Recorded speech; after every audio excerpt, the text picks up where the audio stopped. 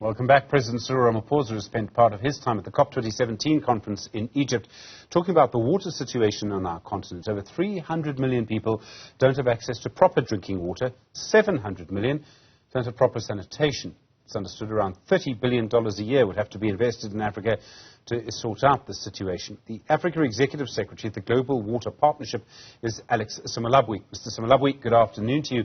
Thank you for your time. This really tells us the scale of the problem. What kind of problems do people have in getting access to water?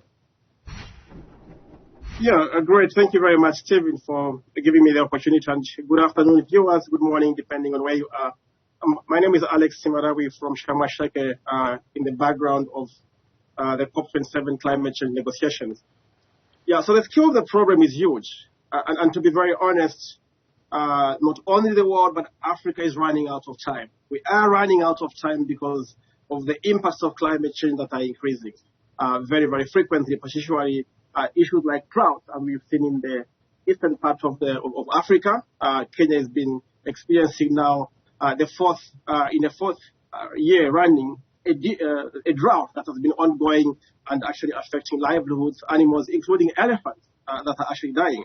And in South Africa, I think we've seen very recently over 400 people died in the flood in KwaZulu-Natal in Durban. And this is becoming the trend, not only in Africa, but also in other parts of the world, including the recent flood we have seen in Pakistan, and also globally within Europe. I think this particular year, they had the record highest temperatures in terms of temperature increase. So the challenge is huge. And of course, we need bold leadership and bold action at this stage to address not only the impacts of climate change, but for Africa to really address the issues of water investments. The thing is about water is that if you store it properly, if you manage it properly, you can really make just a little bit of water go a very long way. But it's really about money, isn't it? It's really about investing in proper infrastructure. Yeah, absolutely. I mean, we cannot get away from increasing storage for Africa because only less than 10% of Africa's potential in terms of hydropower is developed, particularly because we have not developed sufficient infrastructure in terms of dams that can capture particular rainwater. I think with the exception of parts of North Africa and South Africa, which has quite a number of large dams, most sub-Saharan African countries do not have that. So when the floods come, the water ends up in the ocean. And the following year, you don't have water because it's a drought. So you have these cycles that have been happening over the years.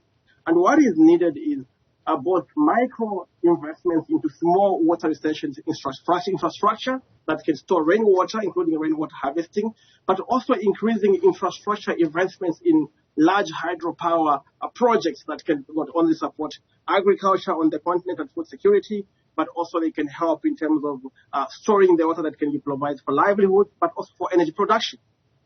But again, investments in finance is not the only issue, because one of the biggest challenges that the continent faces is the issue of governance. A lot of water crises and water challenges are about governance.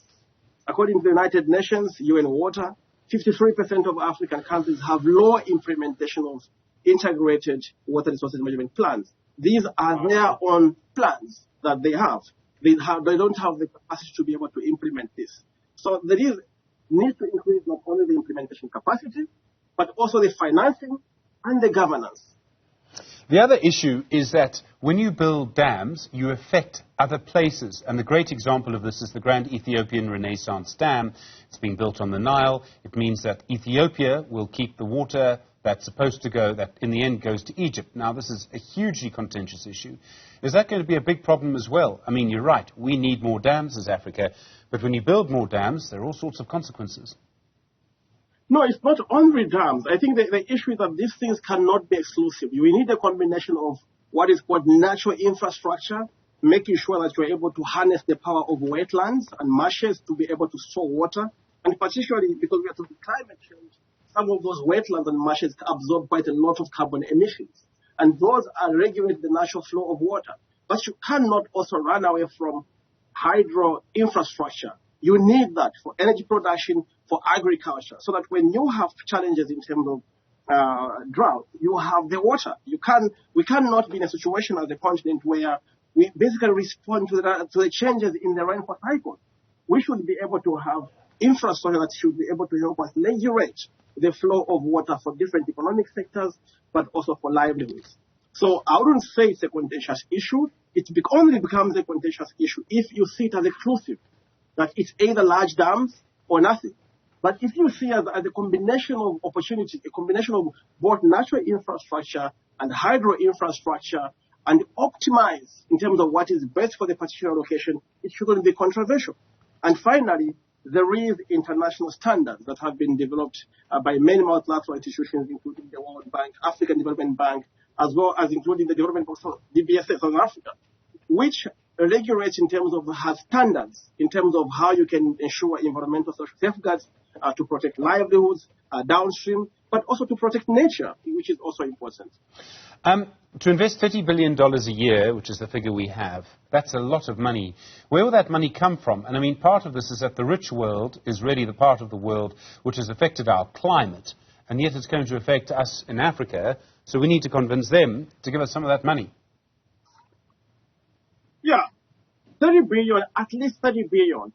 Actually, the actual number is at least 37 billion per year is needed for Africa to be able to achieve basic access to water and sanitation by 2030. Now, this is a global target that not only African leaders, but the international community have agreed upon. We need to achieve SDG 6 on water and sanitation so that everyone has access to water and leave no one behind. What do we need? We need at least $37 billion. That's the actual amount, according to the World Bank report that was published in 2015.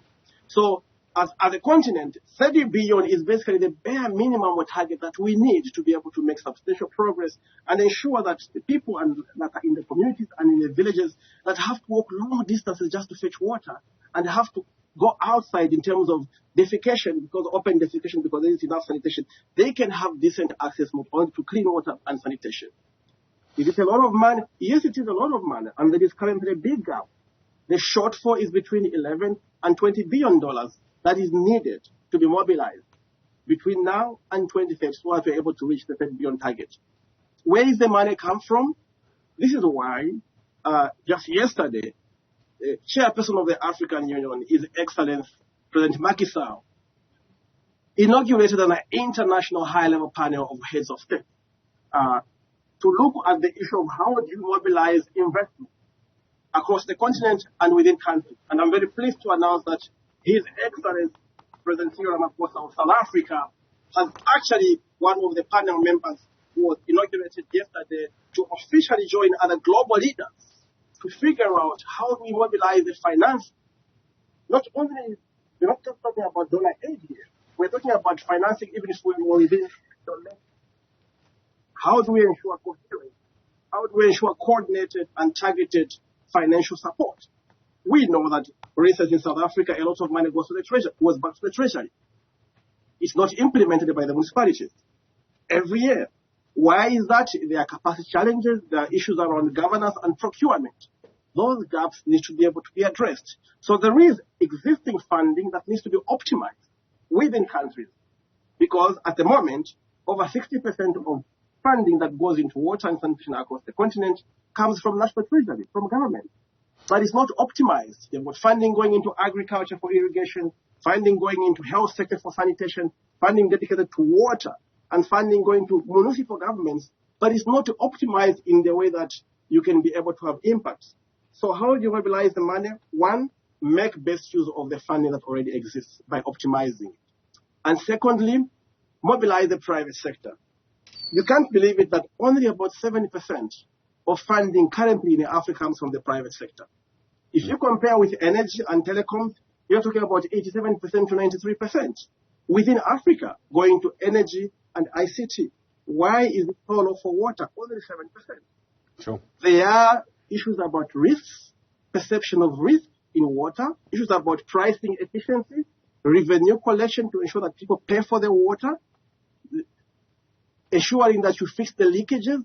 So there are a number of issues that need to be addressed to be able to mobilize the private sector as another critical source of financing, including funding from pension funds, sovereign wealth funds, and others.